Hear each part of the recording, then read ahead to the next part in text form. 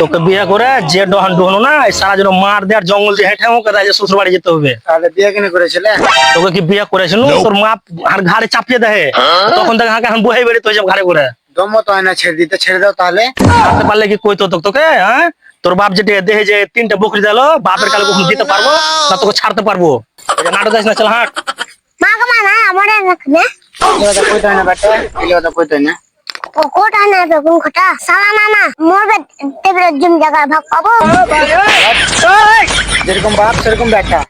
যেমন বাপ তেমন বেটা হবে না তো তোর মতো চিপস হবে নাকি তোর বাপ দাদার মতো? সেরকম বকবে না, চলো বাগান চলেছে। তোর বাপের বাড়ি যেতে যেতে যতটা আজকে তাকলিফ করলো না ওটা আমি জানছি কতটা তাকলিফ হলো আজকে আমার। ও ভাবি কোনটা যাইছো? কেন বে আমরা যেখানে মন সেখানে যাই, তোর দেখার কি হবে? তোর শুধু কি দরকার বে? হ্যাঁ ও হেঁটে যাওয়া তো সেলে কোন কেন বে আমার মাকে আমি হাঁটে লই তারি কোলে লই তারি তোর দেখার কি হবে?